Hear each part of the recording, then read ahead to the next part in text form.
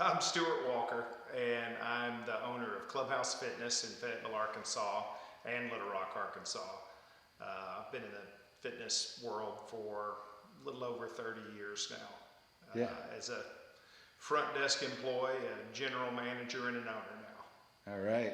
Well, give me roll it back. Give me some history. Like, what happened over the last couple of years in the fitness industry?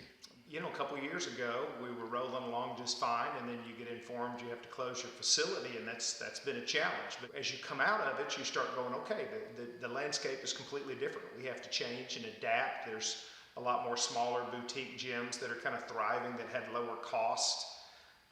There's people that want unique experiences that they may not have been important to them before. So right now it's about pivoting and finding your way and engage the current membership that you have. Right. You talked about there being like a more sense of building community at the club. Well, there's a lot of things going on in the health and fitness world in general. Private equity money coming in has really created giant big box facilities with mostly equipment with low price that it's not important whether people have connectivity or not. Or you are like me on our end, we have a higher fee and we want classes, and we really depend on our members knowing each other, knowing our staff, connecting, if we're going to keep them. So we run a different type of facility, which is more in line with what boutiques are, whether that's an Orange Theory or a CrossFit. Engagement of your customer is humongous, and if they don't feel like they made some sort of connection to another person, if they didn't feel like they had fun at your facility, you're going to lose them. And so that's been the path that we've been on, and it's increasingly important now. Yeah, so talk about the expense of putting together, and you talk about programs or even redesigning a room, or like how do you create an environment where people are attracted to come back to the club? Well, you've always had things like traditional classes like spin or a yoga room, that you had a special room, but now that room has got to be almost a nightclub.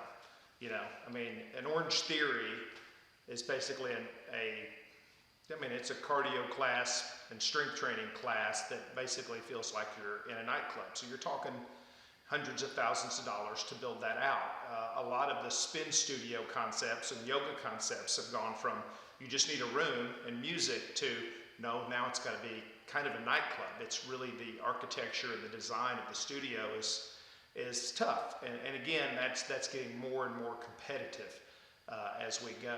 And so the room, it obviously tells us that the customer wants an extremely unique, specialized experience, whatever they may be on the class that they're going to take, whether that's a hot studio, whether that you're doing yoga outside. When I saw the LuMO product, that's what I like probably the most. The first time you showed me that, I looked at the light and the movement. I went, what we have here is a people connector. Instead of the room being the rock star, the customer's the rock star. The light is following and tracking the customer, a whole group of people that may or may not know each other, but they're all moving together. There's a way to choreograph that, and everybody's putting their effort in, and there's this color moving dynamically around the room. It just kind of naturally works with movement. So I can see that being, for me right now, coming out of the pandemic, it's easy to outfit the customers. There again, I'm not having to necessarily turn an entire room into a nightclub. I actually need darkness, and then the audience is the nightclub. That makes so much sense. I love this train of thought. I really do, because like you're saying, to walk into a nightclub environment as a person and be a little bit intimidated, not only by the room, but how do I look and fit into that space, is very different than walking into a dim lit room and wearing a product that connects us all together on a common ground, and I can instantly participate and do something. And even as you move, I think if people have body awareness issues, as your arm is moving away from you with a light, other people's eyes are going to track the light. I do think it takes that away from your body and more towards where your hands might be moving. So I do think that would add to a less intimidating way to interact. Right.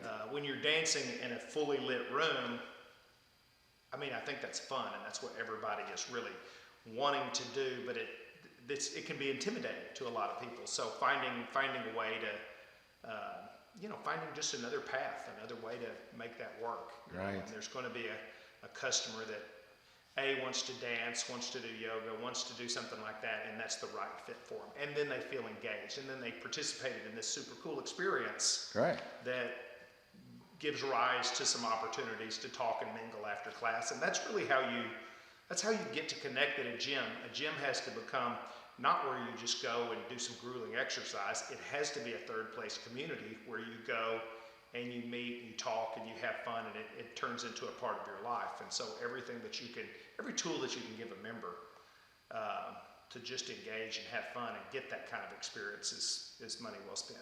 That's awesome. Well, talk about the distribution of health or fitness products. Online retailers, wholesalers. How much do things cost? How much are you guys used to spending per person? Talk about that. Well, equipment. Equipment is expensive.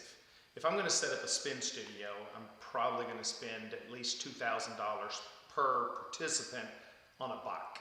If I got, that adds up pretty darn quick, just equipment alone. If I'm going to teach a body pump setup and I just need weights, a step, maybe a set of bands, I'm probably also going to spend $500 per participant, all pretty expensive.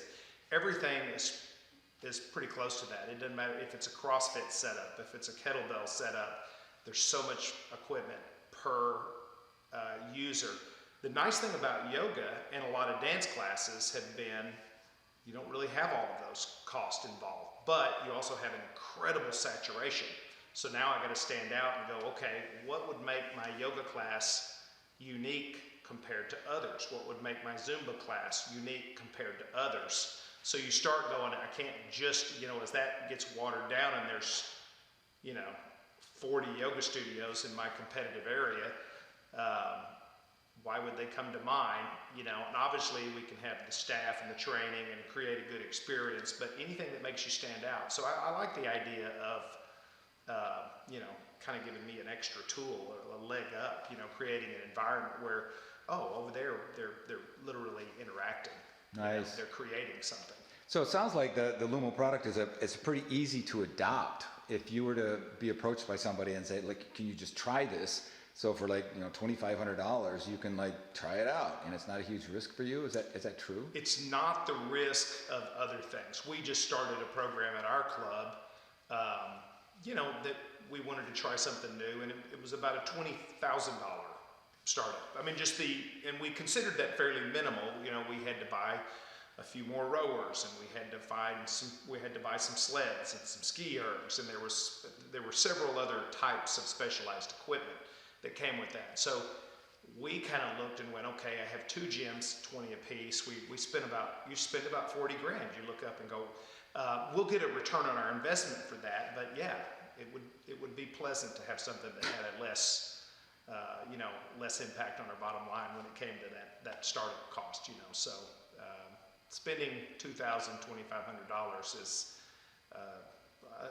in our industry where things are pretty darn expensive, it sounds kind of like a nice price point. All right. Well, let's talk about COVID. What's COVID doing to your business, and how does it drive people's comfort around being indoors? Well, COVID for us kind of devastated our business. We had, we exceeded 50% losses of our membership, which is, a challenge. We also had to move a lot of our programming outside during specific parts of it. And people still want outdoor programming. So now, once you got to have some outdoor programming, then you're ready to move inside. You now have a customer that wants both indoor and outdoor programming.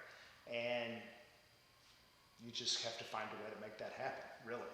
Right. And that's what the customer now wants. And so we're looking and seeking ways to make that happen and have it financially make sense for us. So I live close to a park, so I literally look outside my door and see boot camps, yoga classes in our park that I didn't see nearly as much of now, but now I'm seeing a lot of activity in organized groups in parks exercising all in every kind of manner. So when I look at that and I go, gosh, maybe there's room you know, once it kind of gets dark for a class that literally looks like a bunch of fireflies, you know, I mean, a class that's out there moving together, choreographed, would really look kind of beautiful in the park. It would look like, you know, almost look like a piece of art happening together, you know. So those types of opportunities, I think, could be really big.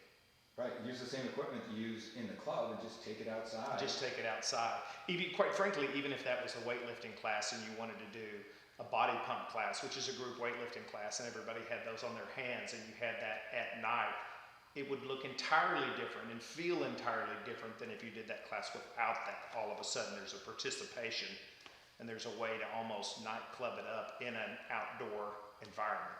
That's pretty special. Well, thanks for your time. Absolutely, absolutely. Use LuMO. Right. Take care.